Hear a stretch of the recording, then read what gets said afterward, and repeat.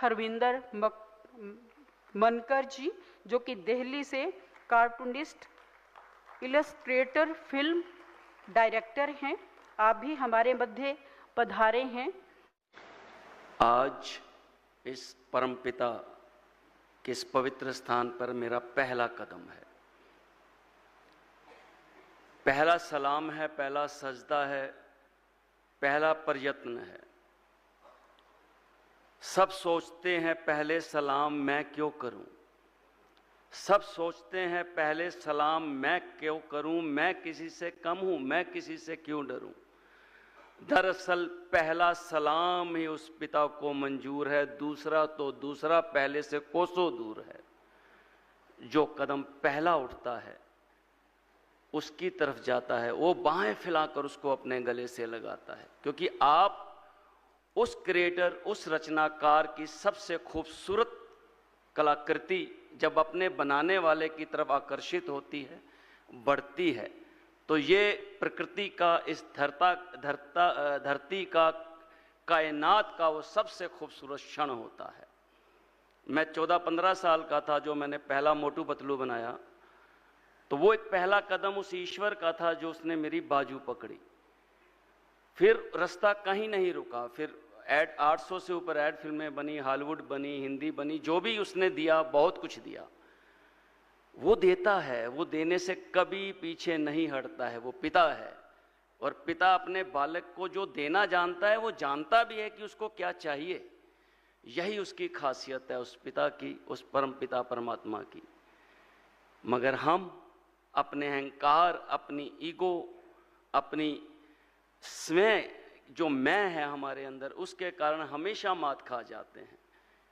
हजरत सुल्तान बाहू ने कहा है कि तू करके जितनी बाजी मैं करके हारी हूं। जब मैं आ जाती है तो हम सब कुछ खो देते हैं, क्योंकि ये संसार, ये शक्ति, ये सब हमारे अंदर उसी ने डाली है।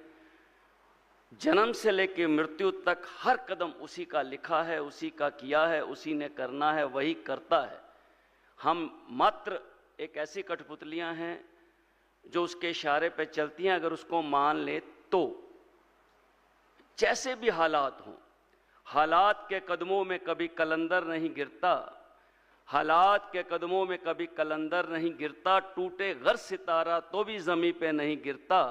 अरे गिरते हैं बड़े शौक से समंदर में दरिया, मगर किसी दरिया में समंदर नहीं गिरता। ये वो समंदर है, ये वो एक ताकत है, वो एक पावर है, वो सुख है, वो शांति है। ओम शांति कोई शब्द नहीं है।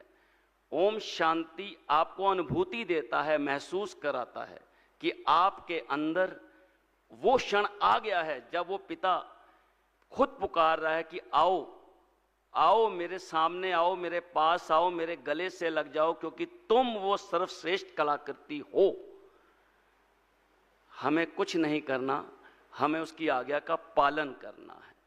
हमें सिर्फ पहला कदम बढ़ाना है। हम अक्सर बात करते हैं, हम गीता को मानते हैं, रामायण को मानते हैं, गुरु ग्रंथ साहब को मानते हैं, रामायण की नहीं मानते, गुरु ग्रंथ साहब की नहीं मानते। जब तक अमल नहीं करेंगे उस लिखे हुए पे, जब तक इस सब को प्रैक्टिस में हम नहीं लाएंगे, तब तक कुछ हासिल नहीं होगा। ये अभ्यास का मार्ग है, अभ्यास करते जाएंगे, आगे बढ़ते जाएंगे। फिर कहते हैं कि अगर वो ईश्वर है तो दिखता क्यों नहीं है? वो क्यों नहीं दिखता? हमें आभास क्यों नहीं होता उसका? दिखता है। बुल्ले शाह कहते हैं, दिखदाए कोई शक नहीं, साड़ी वेखण वाली अख नहीं, ओदे यार निराले ने पत्थर चो लब लेंदे जेड़े अखियां वाले ने। अब सवाल खड़ा होता है कि आंखें तो सबके पास हैं, फिर क्यों नहीं दिखता? फिर भी क्यों नहीं दिखता? कोशिश तां कीती है ਲੱਭਣ ਲਈ ਲੱਖਾਂ ਨੇ, पर जिन्हां नूं वो दिसदा है कोई होर ही अखां ने। वो कोई और आंखें हैं जिनसे वो नजर आता है। वो मन की आंखें हैं, वो रूह की आंखें हैं, वो आत्मा की आंखें हैं, वो तीसरी आंख या शिव नेत्र कहा जाता है। उसको देखना है तो उसको महसूस कीजिए, उसके कहे पे अमल कीजिए, उसकी राह में चलिए, सोच को बदलिए। ये जगह आपकी सोच को ही बदलती है। जब मैंने पहला कदम इस प्रांगण में रखा, ज्ञान सरोवर में, मैं कभी नहीं आया, मैं माउंट आबू ही कभी नहीं आया आज तक। शायद दुनिया के हर कोने में गया, ये जगह एक इंतजार में थी कि वो वक्त आएगा बेटा, जब तू आएगा तो खुद चल के आएगा, तो खुद मौजूद होगा। वो सब लिखा हुआ था, बस वो घड़ी, वो वक्त, वो इंतजार जो होता है ना, उसके बीच में ही इंसान से दानव बनने की प्रक्रिया चलती है। जो वहां रुक गया, जो वहां संभल गया, जिसने परमात्मा का ध्यान कर लिया, जिसने उसको पहचान लिया, जिसने अपनी सोच को उसके चरणों में लगा दिया, वो पार हो गया। पाना है अगर मंजिल को तो अपनी सोच को बदलो, कश्तियां बदलने से कभी साहिल नहीं मिला करते। अपनी सोच बदलें, अपने आप को सही रास्ते पे लाएं, उस पिता के कहे में आए, उसके चरणों में आए। यकीन मानिए वो सब कुछ देगा। चाहिए ही क्या हमको चाहिए ही क्या? भौतिक वस्तुओं से हमारा कुछ नहीं बनने वाला। हमें जो सुख मिलेगा वो हमारे अंदर से मिलेगा, हमारी आत्मा से मिलेगा, उसके कहे से मिलेगा, उसके दिए से मिलेगा, उसके किए से मिलेगा। बहुत शुक्रिया, बहुत शुक्रिया।